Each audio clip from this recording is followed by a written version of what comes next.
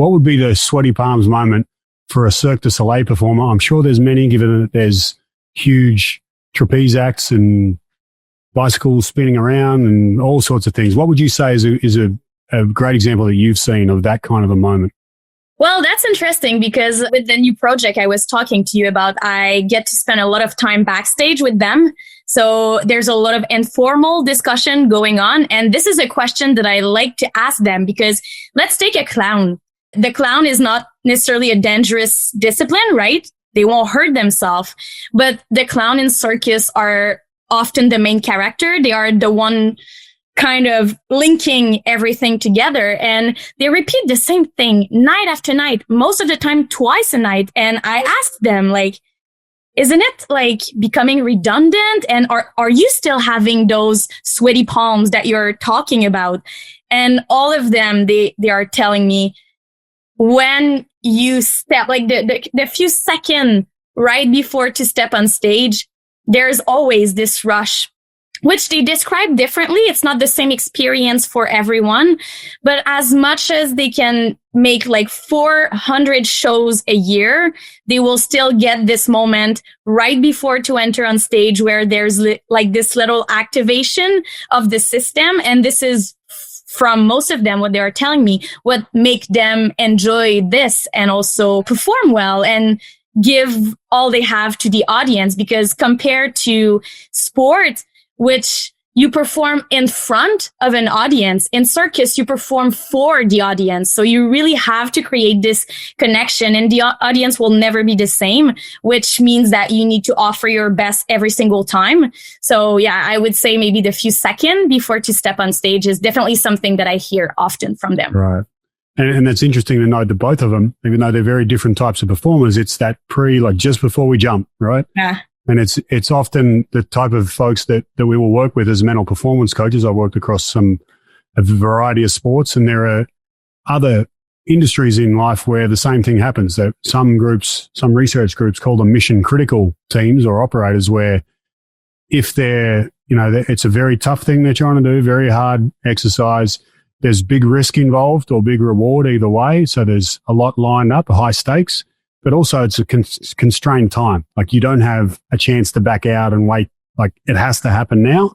Mm-hmm. And that's really what creates, like you said, Vero, that rush that a lot of people who work in that industry and who performers or work around it, that's kind of what they're addicted to. Let me change tack for a little bit. And rather than just focus on that sweaty palms moment, take back to a 30,000 foot view.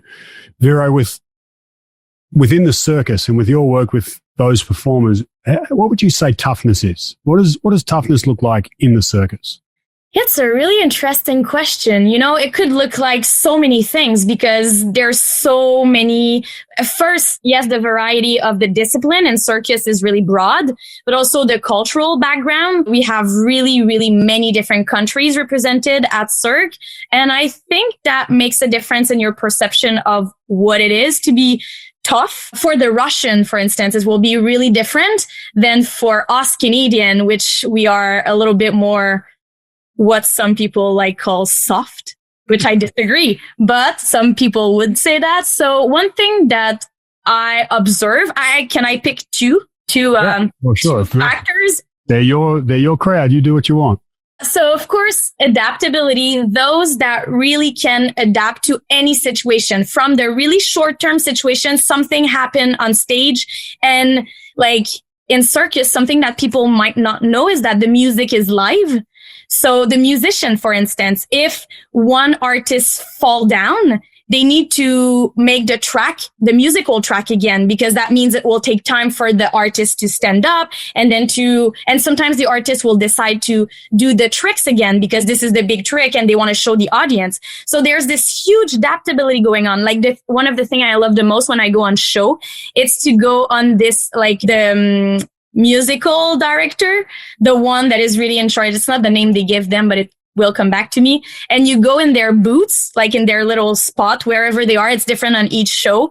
And then you see how, they call everything. They call everything for the musician, and everything is live and they have to adapt. If the musician is not fully attentive, he will miss the call. And if he miss the call, then the music is totally mixed up. And then the artist will notice it. I've seen the last show, the show before, I don't remember, the band lead. This is what I was searching for. So the band lead made a mistake on the previous show. And just like the amount, like the whole pause in between the two shows, she was just reviewing, like, what did I do wrong? Why didn't I see that? And then she was going through in her head. And there's a really nice team spirit in Circus. So the artists that were on stage when she made that mistake, they came to her and they just worked together into adapting to the next show. So there's beautiful thing happening, but definitely adaptability is one. That was one. What's two? Yeah. The other one, I read recently something in the literature which explain like to me a lot of things. And it's like how much, especially those that are in high risk discipline. So those that could lose their life doing what they do. We think that it's for the rush of adrenaline that they will tend to kind of get involved in those activities. But I saw a research recently which said a lot of them, it's for the emotional regulation. So, you get the rush, you get the feeling of being a little out of control, but this capacity to regulate your emotion and feel in control, although you're facing a really dangerous situation, is a reason why people like high risk activity. And when I think back at so many comments that artists are like telling me, such as, I like when I feel like the adrenaline coming, but just focusing on my breath and really feeling connected with my apparatus. A lot of them, like the object they are working with is really connected with them. So that makes sense. So emotional regulation, and it's not just to suppress your emotion. It's to use the emotion to perform at your best. And this is what I would say artists do the best. They really use any emotion that can come their way, but they use them in a functional way and not in a dysfunctional way. So this regulation, and maybe regulation is not right as a word because it seems to be like you should suppress or you should control, but it's more embracing the emotional experience and being really able to perform your best with the emotion. So I think those would be my two answers.